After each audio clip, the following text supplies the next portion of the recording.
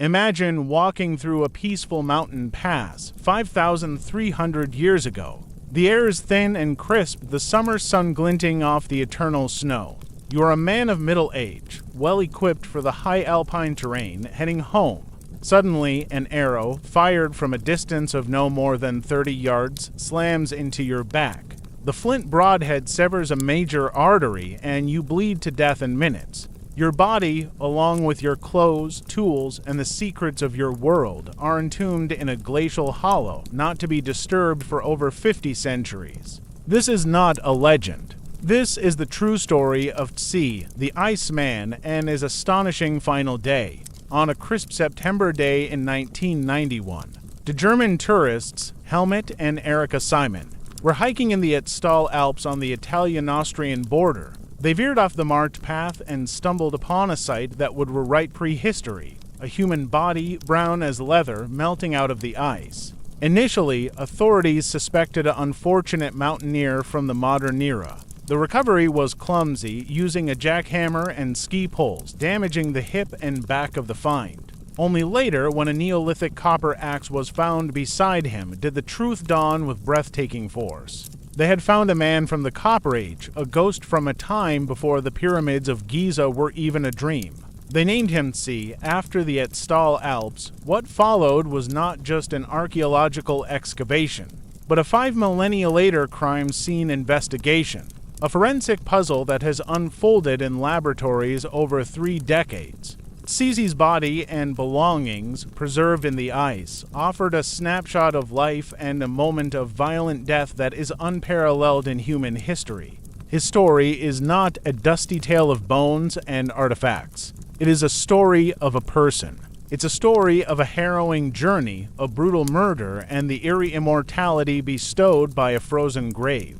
This is the last journey of the Iceman. The first thing that strikes you about Ötzi is not his death, but his life. The ice that killed him by freezing his body into a natural deep freeze also preserved him in a state of shocking detail. He is not a skeleton. He is a man. Through CT scans, DNA analysis, and microscopic examination of his belongings, scientists have constructed a biography more intimate than that of many historical figures from much later eras. He stood about 5 feet 3 inches, 160 centimeters. Tall and was around 46 years old at the time of his death, a ripe old age for his era. His body was a roadmap of his life. His hair, still clinging to his scalp, was dark and likely cut short. He had deep-set brown eyes. He was lactose intolerant and had a genetic predisposition to heart disease, a condition we typically associate with modern, sedentary lifestyles, proving that the roots of atherosclerosis run deep in human history. His teeth showed significant wear, likely from chewing on tough, fibrous foods and using them as tools. His last meal, analyzed from the contents of his colon, was a hearty, high-altitude fare of ibex meat. Red deer and einkorn wheat bread consumed about 30 to 60 minutes before his death, suggesting he had recently been in a low-lying settlement before ascending into the mountains. His body was a canvas of his life's hardships. He had several broken ribs that had healed, evidence of past violent encounters or accidents. His toes showed signs of frostbite. He had gastric parasites whipworm, likely causing him chronic stomach pain. And his body was covered in 61 tattoos, not the decorative kind we think of today, but small groups of parallel lines and crosses made by incising the skin and rubbing in charcoal. These were not art. They were therapy. When examined under X-ray, the tattoos correspond almost perfectly to areas of degeneration and strain in his body, his lower back, his knees, his ankles. They were a form of prehistoric acupuncture, a therapeutic treatment for the chronic pain he suffered, likely from a life of walking countless miles over treacherous terrain. Then, there were his belongings, a complete Neolithic survival kit scattered around his frozen body. When found, they lay where they had fallen 5,300 years ago, as if he had simply lain down for a rest that never ended. His most prized possession was his copper axe, a technological marvel of its time. The axe head, made of 99.7% pure copper, was cast, then cold hammered and ground to a sharp edge. To own such an axe was a sign of high status. Copper was a valuable commodity, and the ability to smelt and shape it was a relatively new, sophisticated skill. He was no simple shepherd. He was a man of means and influence. Beside the axe lay a longbow, unfinished but expertly crafted from yew wood. The finest material for bows until the Middle Ages, it was taller than he was. Designed for power, but it lacked a string and the final notches. He carried a quiver with 14 arrows, but only 2 were finished with flint heads and fletching. The rest were half-made shafts. This detail is crucial. Why would a man crossing a high mountain pass in the late autumn leave his primary weapon in such a state of disrepair? The answer lies in the urgency of his final hours. He also carried a dagger with a flint blade and a woven grass sheath, a small repair kit of birch bark containing spare items, and a strange, multi-purpose retoucher tool made from a lime tree branch used for sharpening his flint blades. For fire, he carried a complex kit, pieces of the fungus foam's fomentarius tinder fungus, along with flint and pyrite to strike sparks.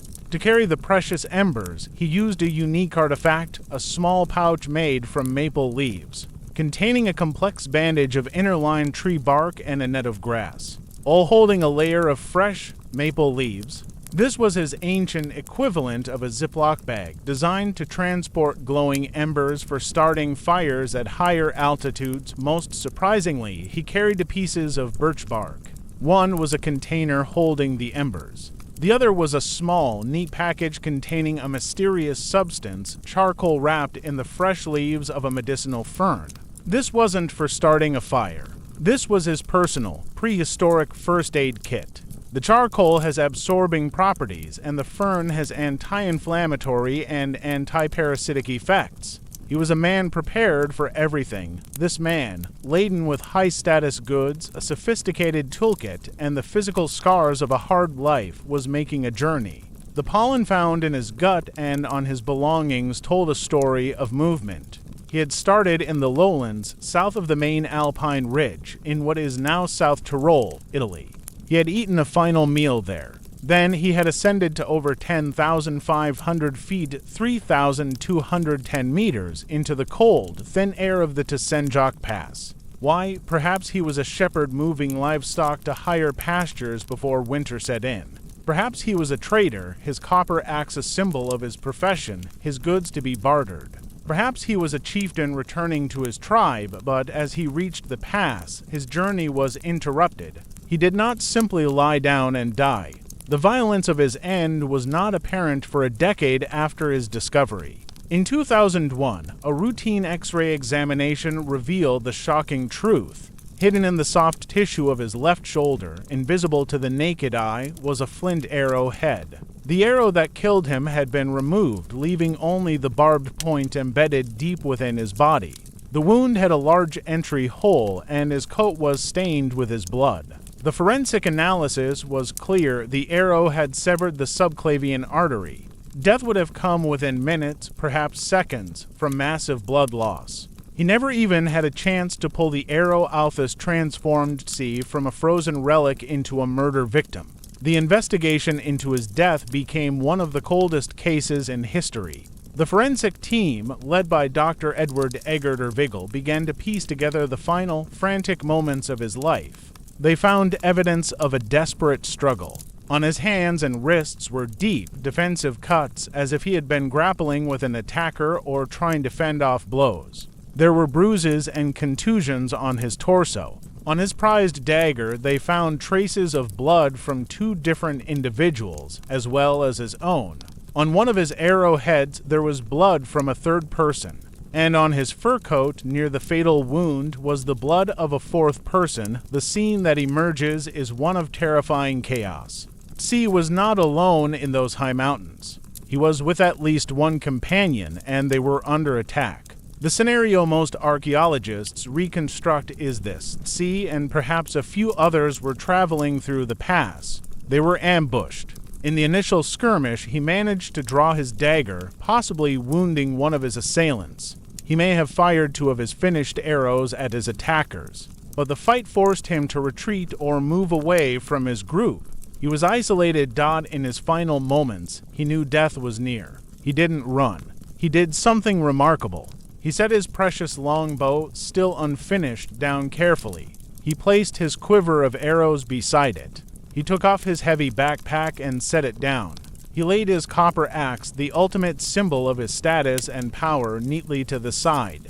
He then sat down on a large, flat rock and ate a final meal, the ibex and deer. Perhaps he was waiting for his attackers to leave, or perhaps he was simply exhausted and in shock. But while he sat there, eating, his assassin crept closer. From behind, from a distance of perhaps 30 yards, a hidden archer drew his bow.